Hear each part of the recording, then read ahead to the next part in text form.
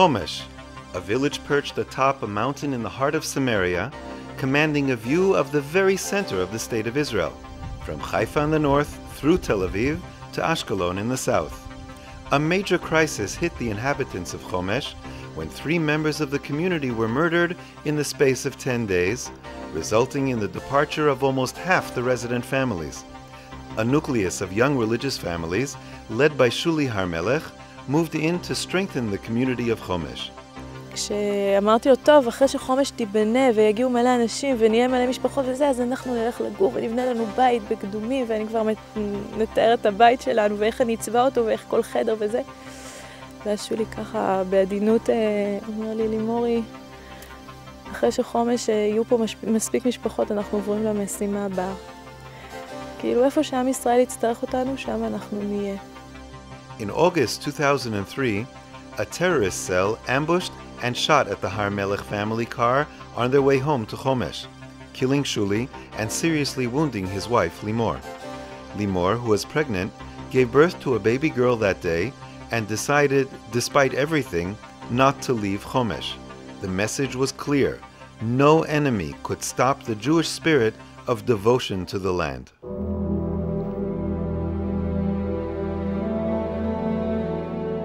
Yet storm clouds of another type were building, threatening to uproot and destroy all that had been courageously built.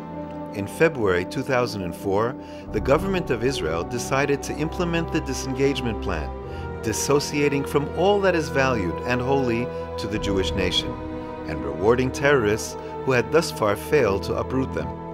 The Prime Minister of Israel decided to destroy 25 flourishing Jewish communities in Gush Katif and the northern Shomron, ignoring the strategic, security, and social implications of this eviction. This retreat was labeled by Chief of Staff Moshe Ya'alon as giving terrorism a shot in the arm, to which Sharon responded by firing him and continuing with the disengagement. The sense of despair following the failed struggle against the disengagement was unbearable. The people of Israel began to pay the price immediately. Rockets and mortar shells landed with increasing frequency on Sderot and the western Negev.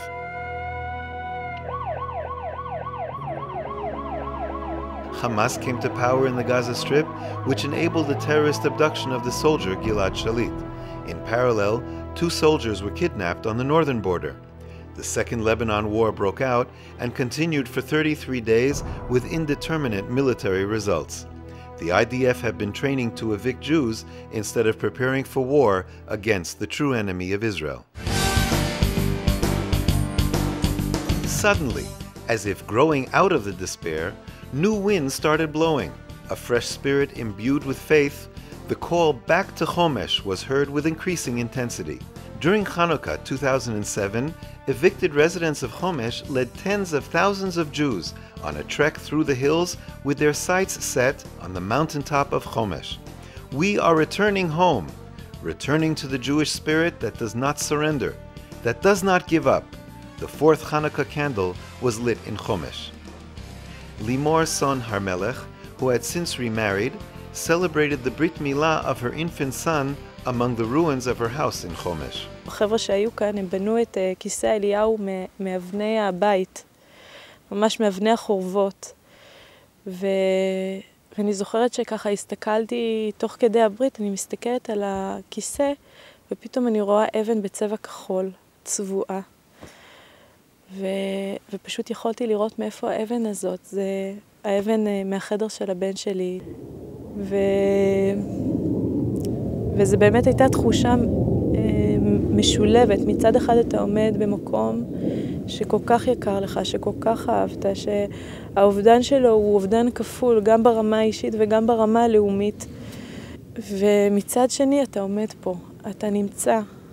העין במר בוכה על החורבן, אבל הלב כל כך שמח על הזכות לשוב ולבנות. The momentum of return to Homesh has not stopped. After 4 mass pilgrimages, a yeshiva gavoha was set up on the site, re-establishing the Jewish presence that had been so callously destroyed during the disengagement. עולם כולו, אין לו תקדים שעם קם על חלק מאחיו השלדים ומגרש אותם. אלפי אנשים מהבתים שלהם. ואני בא למחות על זה, ואני מקווה שהאנשים האלה יוכלו לחזור לביתם. Anyone with common sense understands the strategic importance of homesh. Even the governments that initiated and implemented the eviction left this area under the military rule of the IDF. חומש זה גם העיניים וגם הלב של המדינה. כי ממש אנחנו נמצאים בלב ליבה של מדינת ישראל. כל שפלת החוף פרוסה כאן לפנינו, ובעצם הייתי רואה בחומש כמעין מגדל שמירה של ארץ ישראל. מבחינה צבאית זה א' ב', לכבוש ולשלוט בנקודה אסטרטגית. אי אפשר להחזיק שטח בלי יישובים, כי הצבא זקוק לעורף אזרחי. אנחנו שומעים עכשיו רעש של מטוסי חיל האוויר מעל חומש, והיה ואויבינו ישלטו בנקודה הזאת, הנקודה האסטרטגית הזאת, הם יקימו כאן סוללת טילים נגד מטוסים. הרעש הזה בוודאי לא יישמע, המרחב האווירי הזה לא יהיה חופשי לחלוטין, אף מטוס לא יצליח להמריא מאף שדה תעופה במדינת ישראל אם תהיה פה סוללת טילים. The injustice must be erased and Homesh must be rebuilt. This has not happened due to a combination of American pressure and the hesitancy of Israeli politicians loath to acknowledge such a major mistake. Public endorsement of the return to Homesh is ever increasing.